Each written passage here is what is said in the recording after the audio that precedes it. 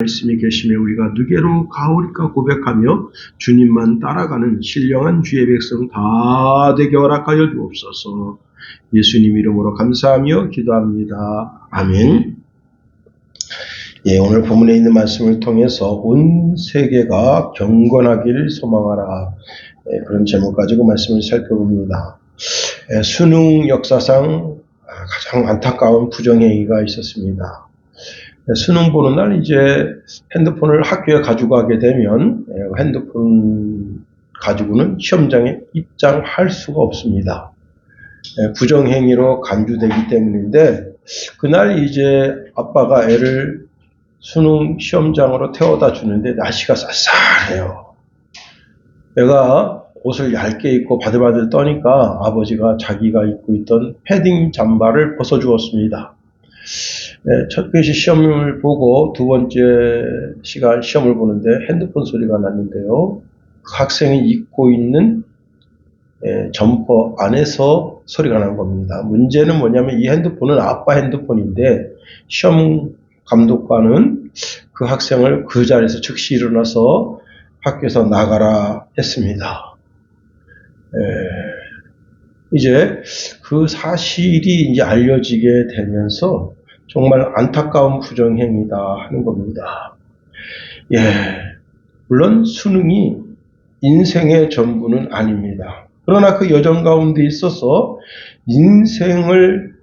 인생의 판도를 바꿀 만한 큰 영향력을 끼칠 수가 있는 겁니다. 저는 그 학생이 마음을 다잡고 재수해서 자신이 원하는 대학에 들어갈 수 있었으리라 생각합니다. 수능은 인생의 절대적인 것이 될 수 없다 하는 겁니다. 세상의 모든 것은 다 상대적이죠. 그러나 절대적인 것이 있습니다. 곧 신앙이 그와 같습니다. 우리는 늘 경건한 삶을 살아서 멋진 인생의 여정 속에서 하나님이 주시는, 내가 지금 현재 살고 있는 현재의 삶에서 복을 받아 누려야 되고, 또 그리고 내세에 천국 가서 받아 누려야 할 복이 또한 있다는 사실입니다. 그런데 그렇게 좋은 천국을 나만 갈 수는 없잖아요. 그래서 모두 같이 가야 되는 겁니다. 우리가 항상 복음을 위해서 수고하고 애쓰는 그런 삶의 태도를 가져야 되는 겁니다. 시골에 이제 한 가정에 예수 믿는 처녀가 시집을 갔습니다. 아무도 안 믿어요. 주일날만 되면 이제 빨간 성경책 들고, 그 옛날에는 다 주일날 교회 갈 때 저고리, 색동 저고리 이제 그 입고 다니는 게 옛날에는 그 하나님 앞에 대한 예의라 이렇게 생각해서 온 성도들이 거의 이제 한복 입고 다녔습니다.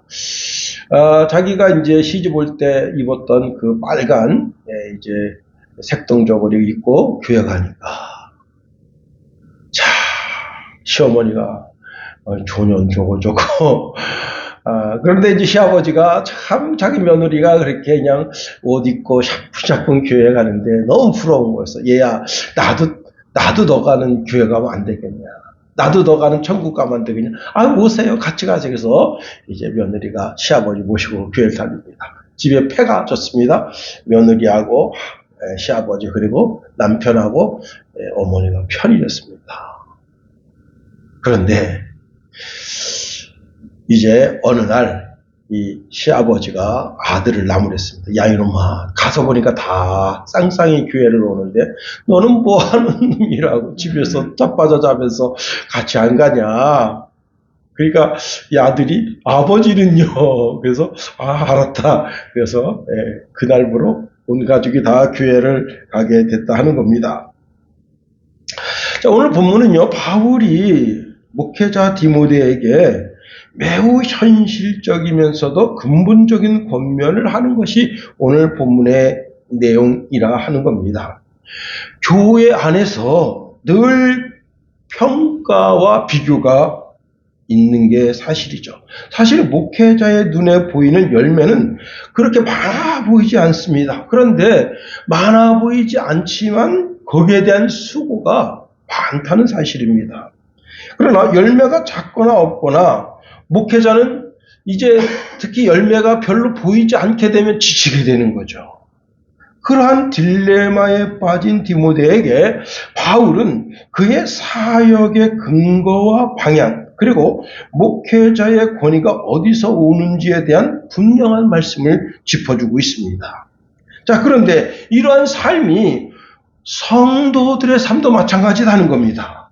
자신이 많이 수고하고 열심히 노력하지만 사실 보이는 열매가 매우 적어 보일 수가 있습니다. 그것 때문에 성도가 처지는 거예요. 그럴 때 축 처져 있는 성도들에게 주시는 말씀이다 하는 겁니다.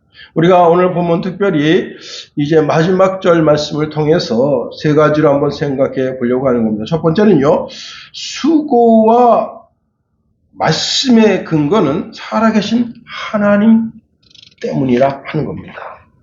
여러분, 그 울트라 마라톤이라는 것을 혹시 아시는지 모르겠어요. 울트라 마라톤은요, 인간의 한계를 시험하는 장이라 하는데, 이제 모든 선수들이 최첨단 기능 의류를 입고요. 그 다음에 여러분, 신발이 되게 중요하잖아요. 마라톤은. 그래서 마라톤은 모든 과학에 이제 그 과학이 집대성된 그런 신발이라 할 수 있습니다. 그럼에도 불구하고 선수들에게 있어서 울트라 마라톤은요, 지옥이라고 불리울 정도로 어려운 코스인데, 칸델라리아라고 하는 여성이 전문적인 의상, 전문적인 신발도 신지 않고 폐타이어로 만든 샌들을 신고 달려서 1등을 했다는 겁니다. 그런데 이 캔델라리아, 이름이 참 어렵네요. 캔델라리아라고 하는 이 여성은 자신의 삶이 사실은 훈련이라는 겁니다. 이 여성이 사는 곳이 어디냐면 산악에 사는데, 산악에 사는데 뛰어다녀요. 여러분, 산 뛰어다닐 수 있어요? 제가 이제 지난 화요일날 시찰에 가서 울산바위까지 가는데, 와, 옛날에는 아무것도 아니었는데, 야, 진짜 이게 산악, 등산을 그동안 쭉 했었어야 되는데, 하지 않은 게 확실히 티가 나더라고요. 예. 특히 이제, 최종 그 1km를 남겨놓고 바람이 그냥 어마어마하게 불어대는데, 그 바람 소리에 겁을 먹을 정도입니다. 그래서 그냥 정말 조심조심 해서, 원래 보통 1시간 10분이면 가는데, 1시간 40분 올라갔어요. 응?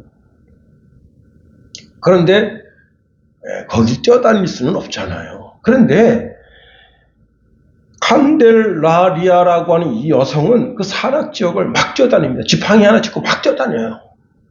그런 삶을 살다가 울트라 마라톤 대회가 있다는 사실을 알고 거기에 참석했는데 63km를 달리는 겁니다. 63km. 그런데 이 여성이 이 울트라 마라톤 대회에 참여하게 된 이유가 뭐냐면, 거기서 나오는 상금을 가지고 애들 이제 학용품도 사고 등록금도 대주고 그 다음에 이제 집에 식량도 살 수 있는 그런 돈이 거기서 나온단 말이에요. 그래서 거기에 당당하게 참석을 해서, 다른 이제 멋진 스포츠웨어를 입고 신발을 신는 사람들은 여러분 평지는 잘 달려도 산은 못 달려요. 근데 이 여자는 뭐라고요? 일상이 산을 달리는 거야. 산 꼭대기 올라가고 떠내려가고. 여러분, 올라가는 것보다 떠내려가는 게 더 어려워요. 네? 그런 삶을 살아서 결국 1등 했습니다. 문제는 뭐냐면 1등한 지점에서 집까지 가는 데가 14시간을 뛰어가야 되는 거예요. 야, 그런데 이 그녀가 이제 1등한 후에 수많은 사람들이 이제 환호하고 축하해 주는데, 이 여성은 그 자리에서 물하고 모금 마시고 그다음 바나나 하나를 누가 이제 선물했는데, 그 바나나 하나 들고 그리고 자기 집으로 귀가했다 하는 겁니다. 그녀가 63km를 달릴 수 있었던 그런 힘의 역동력은 사랑하는 아들을 위해서, 그리고 가족을 위해서 자신이 희생한 삶이죠. 사실 우리 모든 그리스도인의 삶도 마라톤과 같다 할 수 있습니다.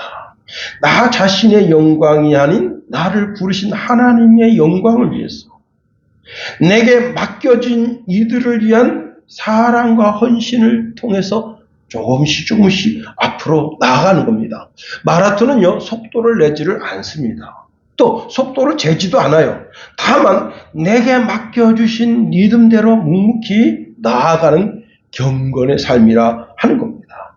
신앙도 마찬가지죠. 자, 여기 우리의 신앙의 모습을 말해주는 9절 10절 상반절에 이렇게 말씀하고 있네요. 이를 위하여 우리가 수고하고 힘쓰는 것은, 여기 우리가는 누굽니까? 이제 바울과 디모데, 그리고 오늘 이 말씀을 접하고 있는 모든 그리스도인이라 할 수 있습니다. 자, 모든 그리스도인의 삶에서 자신에게 주어진 사역에 고난과 수고가 있을 수밖에 없죠. 자, 우리가 고난과 수고를 직면할 때 성도는 어떤 마음의 자세를 가져야 되느냐? 여기 수고해야 된다는 거예요. 이 수고한다고 하는 것은 단순하게 일하는 것을 넘어서 몸이 녹초가 될 정도로 고된 노동이라는 뜻입니다. 즉, 지칠 때까지 일하는 것. 예. 한 양반이 이제 머슴을 사러 시장에 갔습니다. 그런데 아주 저렴한 머슴이 있어요. 몸도 튼튼하고 키도 크고 힘 좀 쓰게 생겼는데, 그래서 이제 의외로 값이 다른 머슴보다 값이 3분의 2 가격밖에 안 돼요. 다른 머슴이 10만 원이라면 이 친구는 6만 원 정도밖에 안 됩니다. 그래서 이제 그래도 뭐 머슴을 사긴 사야 되는데, 그래서 이제 이 양반이 그 머슴에게 물었습니다. 자네는 뭘 잘하는가? 그랬더니 뜻밖의 대답을 했습니다. 저는 잠을 잘 잡니다. 그래서 그것 때문에 값이 헐하게 됐구나, 이렇게 알게 된 거예요. 속으로 생각합니다. 머슴이 잠을 잘 자는 머슴이라니 아주 게으른 놈이구나. 그러니 내가 이놈을 사다가 작대기로 찢어가지고 일을 가르쳐야 되겠다 하고 이제 그 머슴을 샀습니다. 자, 집에서 이제 일을 시키는데 의외로 일을 잘해요. 작대기로 찜질해가면서 가르치려고 했는데 일을 금방 끝내고 주인님 이것도 해야 되죠. 그리고 일을 하고 번뜩번뜩 일을 잘 합니다. 그래서 궁금하게 생각한 거예요. 잠을 잘 자는 머슴이라니 이놈 이렇게 게으른 줄 알았더니 되게 성실한 걸. 근데 하루는 비가 오는데 막 장대비가 쏟아지는데 우릉콩콩콩 하면서 막 진짜 막 그 번개가 그 집을 삼킬 것 같습니다. 그런데 머슴이 하도 겁이 나가지고 이제 어떻게 하다가 머슴은 뭐 하나 봤더니 베개비고 그냥 그 코를 드릉드릉 굴면서 자고 있는 겁니다. 잠을 잘 자는 머슴이라는 뜻이 이 말 뜻이구나.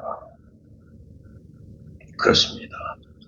이를 해가 떠서 해가 지는 시간까지 자기 최선, 그 자기에 맡겨진 일뿐만 아니라 그 이상의 일을 해내면서 몸이 지칠 때까지, 그래서 아무리 천둥 번개가 쳐도 옆에 와서 꽹과리로 꽝 하고 치더라도 깨지 않고, 그렇습니다.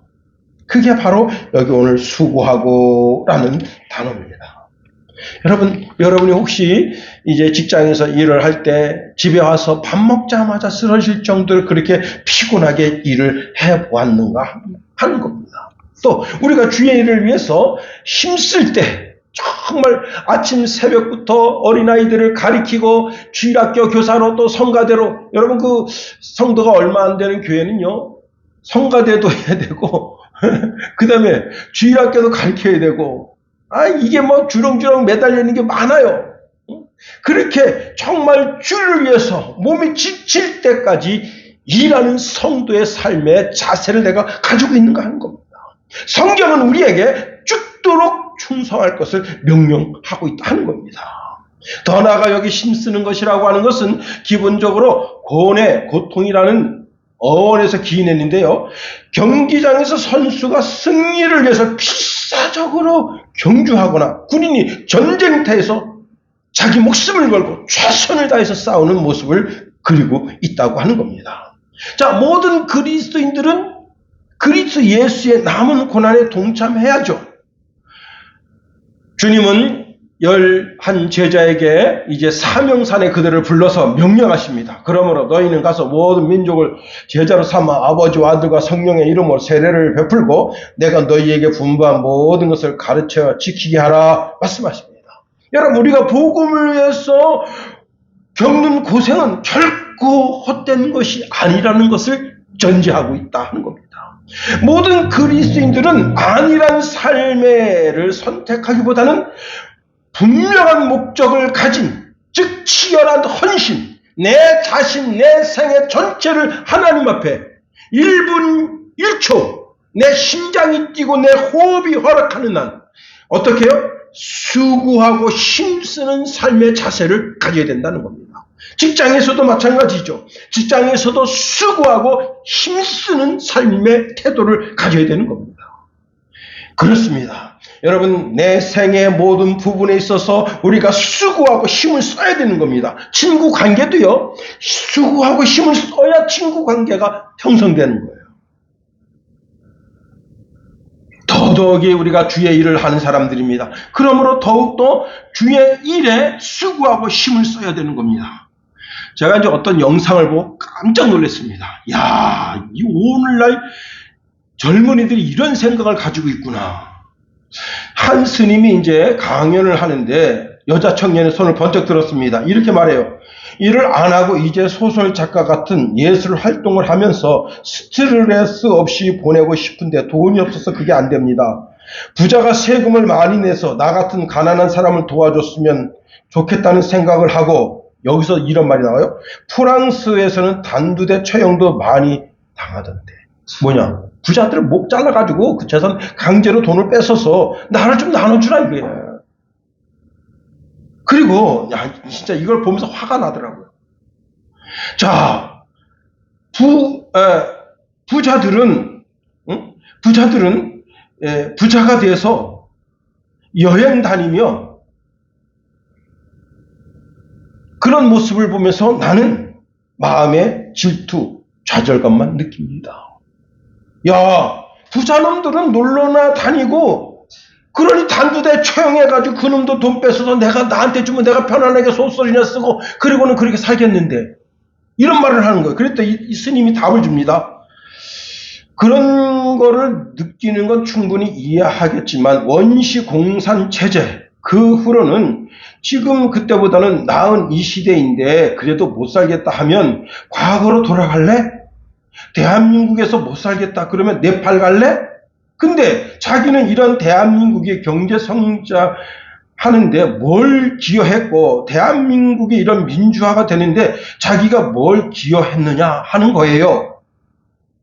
자, 우리네만 하더라도 태어날 때 밥도 제대로 못 먹었는데 울산 공장에서 가서 용접하고 결혼하고 애들 낳아 대학 보내고 이래서 재산 모아 집 한 채 겨우 산 것뿐인데, 그리고 여러분 나이 이제 60대니까 은퇴해서 그래도 놀러 다니는 거 아니에요?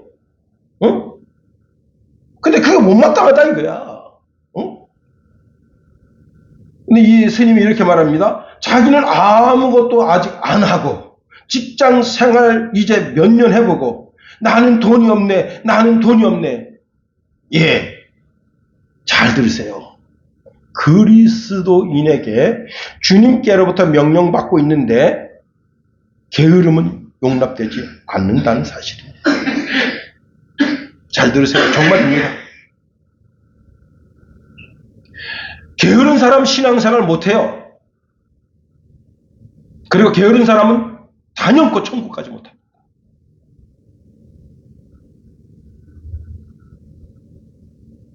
여러분, 그 마태복음 25장에 악하고 게으른 종 기억하세요. 여러분, 먼저 그 게으름이라는 것을 자기 자신에게 용납하면 안 되는 겁니다. 우리는 주님이 오실 때까지 자신에게 주어진 일에 최선을 다하고 더 나아가 주의 일에 최선을 다해야 되는 거예요. 내가 직장에 매여 있습니다. 사업장에 매여 있습니다. 친구 관계, 또 상하, 그 위에 상사와의 나와의 관계가 매여 있어서 모든 일에 최선을 다하고 어떻게 수고하고 애써야 되는 거예요. 모든 관계를. 마태복음 25장에 2달란트, 5달란트 받은 사람이 어떻게 했습니까? 즉시 가서 자기 자신의 일에 수고하고 열심을 다한 거예요. 그때 주의 음성이 들립니다. 잘하였도다. 착하고 충성된 종아, 내가 적은 일에 충성하였음에 내가 많은 것을 내게 맡기리니 내 주인의 즐거움에 참여할지어다. 그렇습니다. 두 번째로, 우리 소망을 살아계신 하나님께 두어야 한다는 겁니다. 오늘 본문 말씀에 이렇게 말씀하고 있네요. 우리 소망을 살아계신 하나님께 두미니. 자, 이 구절에 살아계신 하나님이라고 하는 것은 성도들의 삶의 엔진과 같다는 겁니다. 즉, 이것은 이 살아계신 하나님이라고 하는 이 구절은 신학적인 무게감도 있을 뿐만 아니라 삶의 지혜가 가득한 말씀입니다. 더욱이 이 구절, 살아계신 하나님, 살아계신 하나님. 자, 바울이 이 편지를 쓸 때 에베소가 어떤 도시입니까? 우상도시잖아요. 아주 화려한 신전들과 우상들이 즐비합니다. 그런데 이 우상들은 무엇으로 만들었느냐? 금과 은으로 만들어진 존재다. 즉, 이것은 금, 은, 세공업자들이 심혈을 기울여서 만들었지만 모든 것이 인간의 상상으로 만들어낸 존재들이다. 자, 우상이 죽어있는 것으로서 인간의 수고와 자신의 일에 힘쓰는 노력을 알아주지 않는다는 겁니다. 그러나 우리가 소망을 하나님께 두는 것은 우리 하나님은 살아계신 하나님으로 우리의 신음소리까지도 듣고 응답하신다. 여러분, 이스라엘 백성들은 애굽에 처박혔어요. 430년 동안 거기서 처박혔을 때 거기서 이제 어떤 일이 벌어졌습니까? 여자아이가 태어나면 잘 길러서 애굽의 시바지가 되게 하는 겁니다. 기가 막히죠. 그 다음에 내가 아들이 태어나면 어떡합니까? 나일강에 악어밥으로 주는 거예요. 지금 정확하게 이름을 제가 댈 수는 없는데 미국에서 어떤 일이 벌어졌느냐.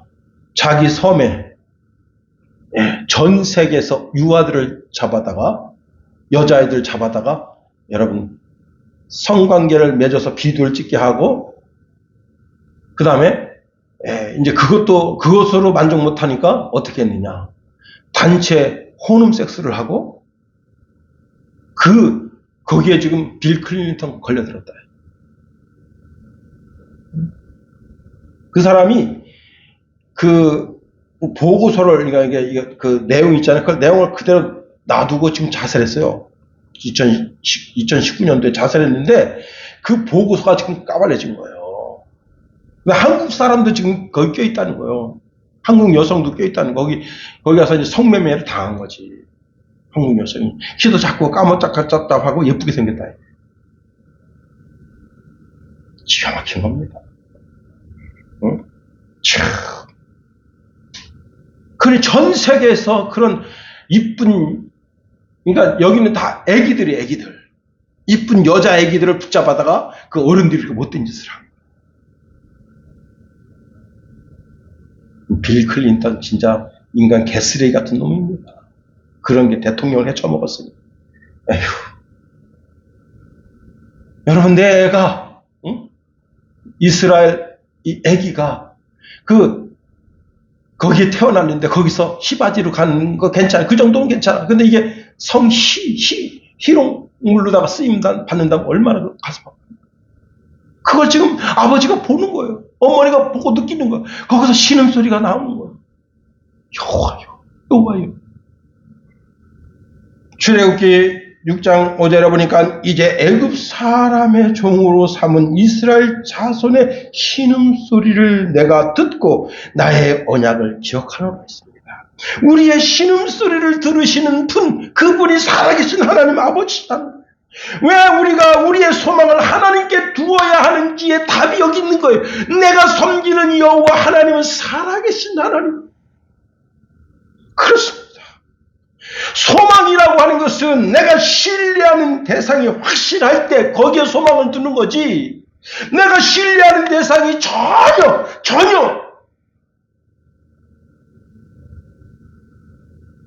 신뢰를 확신하지 못하는 대상에다가 무슨 소망을 둡니까? 여러분, 변하는 세상의 권력이나 재물이나 이런 것에는 우리의 소망을 둘 수가 없는 거예요. 그런데 살아서 역사하시며 역사를 주관하시는 그분에게 내 소망의 닷을 딱 걸어두는 것, 그럴 때 우리는 비로소 흔들리지 않는 거예요. 한 경찰관이 이제 두 명이 한 3살짜리 집에 가서, 한 집에 가서 3살짜리랑 마주하고 있습니다. 이 경찰관이 그 어린 애기 3살짜리 보고 이렇게 물어요. 신고하신 분 맞아요? 그러니까 어린애가 대뜸 이렇게 말합니다. 우리 엄마를 잡아가세요. 무슨 일인데? 엄마가 거짓말을 했어요. 어떤 거짓말? 엄마가 저만 사랑한다고 했는데 동생 생긴 이후부터 동생만 안아줘요. 그랬더니 경찰관이 이렇게 말합니다. 말 많네.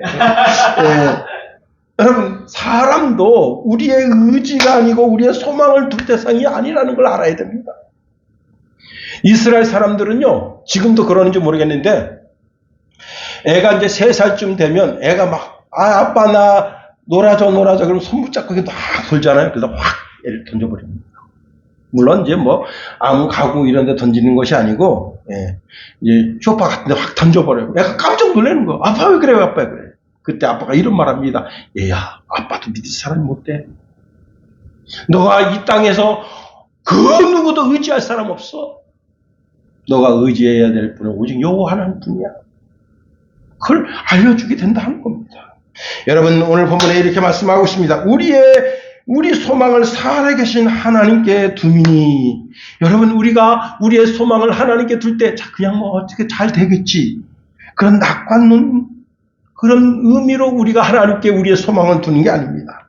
여기 소망을 살아계신 하나님께 둔다고 하는 것은 내 삶의 주도권을 완전히 그분에게 이양한다는 거예요. 우리의 삶의 모든 주도권을 그분에게 이양하고 나는 내 시선을 하나님께로 향한다는 겁니다. 내 시선이 하나님께 고정되어 있다는 겁니다. 마라톤 선수가 결승선을 바라보고 달리는 것과 같은 이치라 할 수 있습니다. 우리 삶의 모든 기준을 하나님의 평가에 맞춘다는 거예요. 우리가 시선을 하나님께 둘 때 세상으로부터 오는 좌절을 이길 수가 있는 겁니다. 세상 사람들은 차가운 질투의 시선으로 우리를 향할 수가 있습니다. 그때 우리 옆 사람, 또 성공한 사람, 부자들을 향하면 우리가 좌절하게 되는 거예요. 근데 우리의 시선을 하나님께 고정하게 되면 세상에 성공한 사람, 부자들, 그들이 우리 눈에 들어오질 않습니다. 우리가 나의 소망을 하나님께 두면 하나님이 전적인 인도함을 통해서 신앙의 여정 가운데 여러분, 하나님께서 이 생에서도 되게 하시고 내 생에서도 하나님께 큰 상과 은혜와 은총을 받아 누리게 되는 겁니다. 여러분, 아브라함이 이제 자기 본토 친척 아비집을 떠나서 가나안 땅에 왔습니다. 가나안 땅에 왔을 때 큰 부자로 온 게 아니에요. 그런데 하나님이 그의 삶이 되게 하십니다. 그래서 다른 사람이 아브라함의 삶을 보고 시기할 정도로, 특별히 이삭이 여러분 양떼를 기르고 초장을 거닐 때 블레셋 왕이 그걸 시기할 정도로 그렇게 하나님이 우리의 삶에 전적으로 하나님께 소망을 두는 사람에게 그 여정 속에 하나님께서 우리의 힘과 능력과 지혜를 더하여 주신 겁니다. 그런데 여기서 아주 중요한 것이 있습니다. 우리 하나님은요, 결과만 바라보시는 분이 아니고 우리의 삶의 과정도 지켜보시는 분이십니다.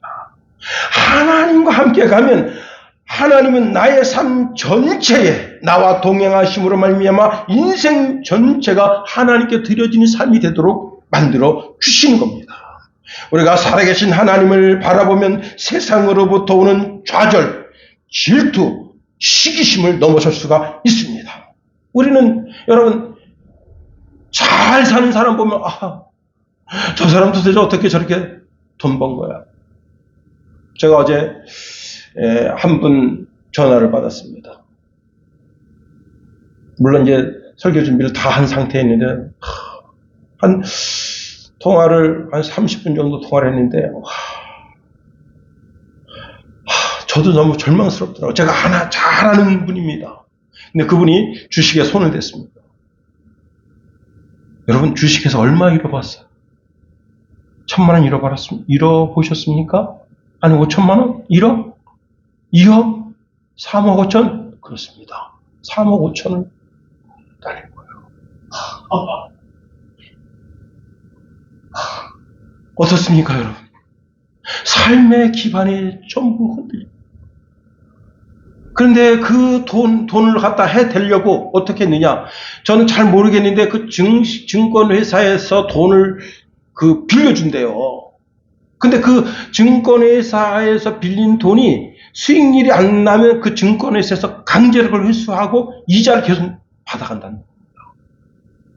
저는 주식을 잘 안 해서 몰라요. 근데 그런 얘기를 하시는 거예요. 3억 5천. 그러니까 지금 모든 걸 다 끊고 지금은 이제 일하는 데만 전념하신다. 내가 돈 있으면 주고 싶더라. 근데 돈이 없어. 김 목사는 그냥 하나님 주신 은혜 가운데 사는 사람이요. 응? 그렇습니다. 여러분, 우리가 살아계신 하나님께만 소망을 둬야 됩니다. 그 증권에, 주식에 무슨 소망이 있겠거니. 그걸 맨날 바라보니까 설교 준비가 되겠어요? 뭐가 되겠어요? 응? 저한테 전화해서, 목사님, 어제 500만 원 떨어지고 오늘 500만 원 떨어지고 1,000만 원이 날아갔어. 우리 딸내미 시집도 보내야 되는데 내가 그걸 하지 말지. 벌었다고 생각해서 다 빼지 그랬더니 그게 그렇게 되나. 또 올라갈 줄 생각하고 가만 놔두는 거지. 에? 여러분, 살아계신 하나님께만 소망 두십시다. 세 번째로, 자, 이 경건의 삶은 모든 사람이 행하여야 할 삶이라 하는 겁니다. 오늘 9절 마지막에 이렇게 말씀하고 있네요. 또 모든 사람, 특히 믿는 자들의 구주시라 말씀하고 있습니다. 그렇습니다. 자, 여러분, 우리가 부러워하면 지는 것이라는 말을 하곤 합니다. 그런데 신앙도 마찬가지입니다. 남의 신앙 부러워할 필요가 없습니다. 오늘 본문에 이렇게 말씀하고 있잖아요. 곧 모든 사람, 특히 믿는 자들의 구주시라 이렇게 말씀하고 있습니다. 자, 여러분, 우리 주님은 모든 사람의 주님이십니다. 자, 먼저 하나님은 나만의 하나님이 아니시라는 사실입니다. 하나님을 불신하고 하나님께 대들고 하나님께 대하여 무관심하고 있는 사람도 사실은 그를 하나님 지으셨다는 사실을 알아야 됩니다. 그러니까 우리 하나님은 온 인류, 비주세계 모든 것의 주인 되신 하나님이십니다. 먼저 온 인류가 하나님의 보편적인 축복 가운데 살고 있습니다. 자, 모든 사람이 호흡하고 햇빛을 받고 비를 누리고 그 다음 눈 오면 눈 오는 것을 바라보고 다시 말하면 이러한 보편적인 축복 아래 살고 있다는 겁니다. 하나님은 선인에게도 악인에게도 같은 해를 주시고 같은 비를 주시고 그리고 같은 눈을 맞게 하시고 온 인류가 파멸에 이르지 아니하도록 하나님 붙들고 계시다 하는 겁니다. 오늘 특별히 본문의 모든 사람이라고 하는 것은 하나님의 구원의 초청에는 예외가 없다는 사실을 말씀해 주고 있습니다. 하나님은 인종을 따지지 아니하시고 빈부를 따지지 아니하시고 죄를 졌는지 안 졌는지 그것도 상관하지 아니하시고 온 인류가 다 어떻게 해요? 하나님을 섬기는 경건한 삶에 이르기를 원하신다는 사실입니다. 우리 하나님은 모든 사람의 하나님이시다. 그리고 모든 사람을 구원의 길로 초대하고 계시는 분이시다 하는 겁니다. 그런데 여기서 이제 문제가 생깁니다. 오늘 본문 하반절에 보니까 특히 믿는 자들의 구주시라 말씀하셨습니다. 믿는 사람에게만 뭐예요? 구원의 손길이 닿는다는 거예요.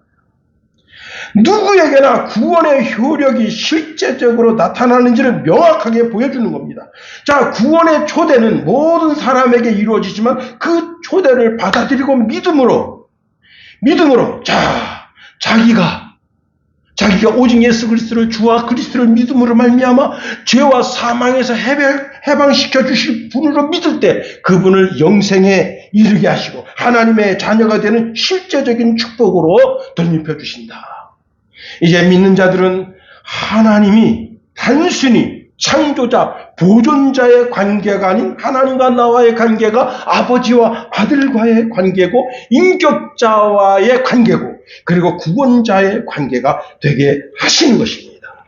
자, 우리가 이러한 관계이기 때문에 그런 관계 속에서 흔들리지 않게 우리를 하나님 붙잡아 주시는 겁니다.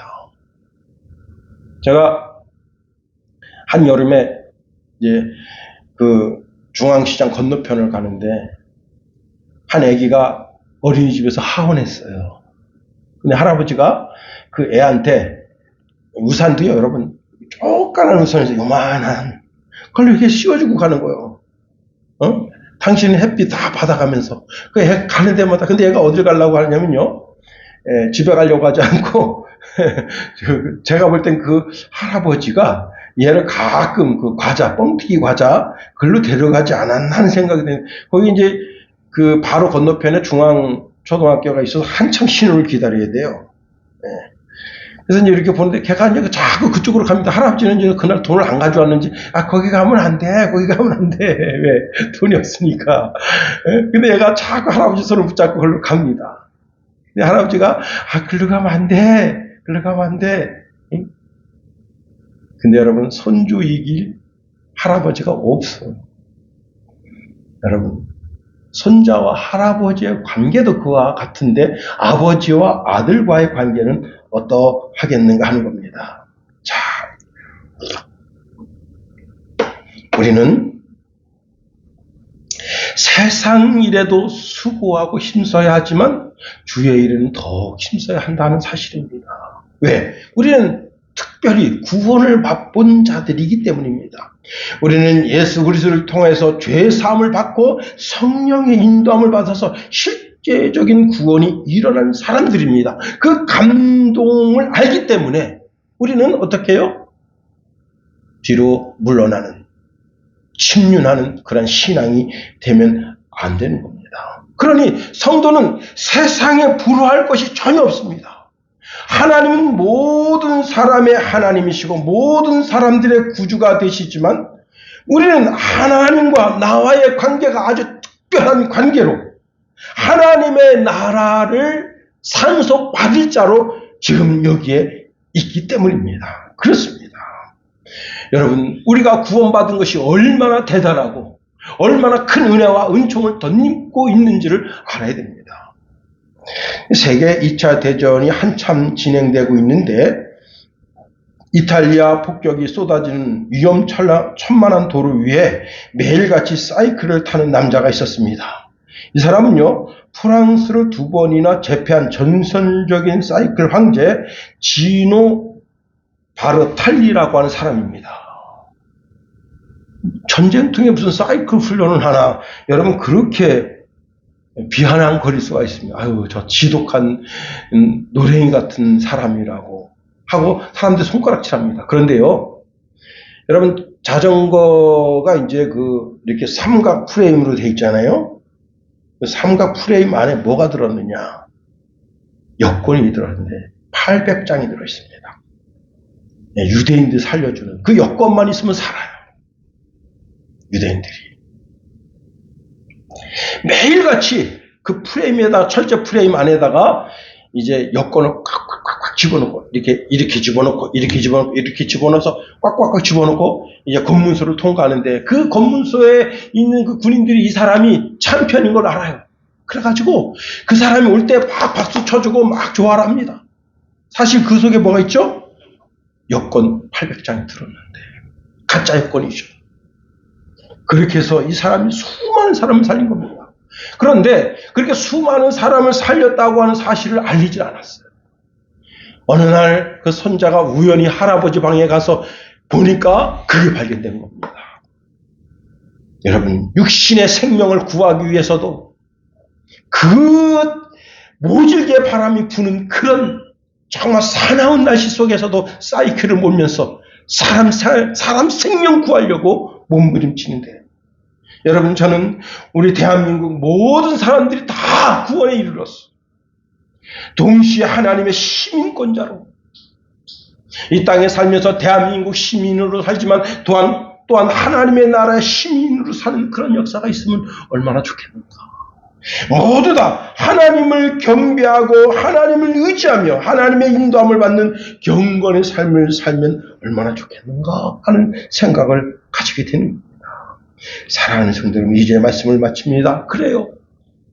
우리가 수고하고 애쓰는 것은 여호와 하나님, 살아계신 하나님이 나의 하나님이시고 나의 아버지가 되시기 때문입니다. 그런데 이 축복을 나만 받아 누릴 수 있나요?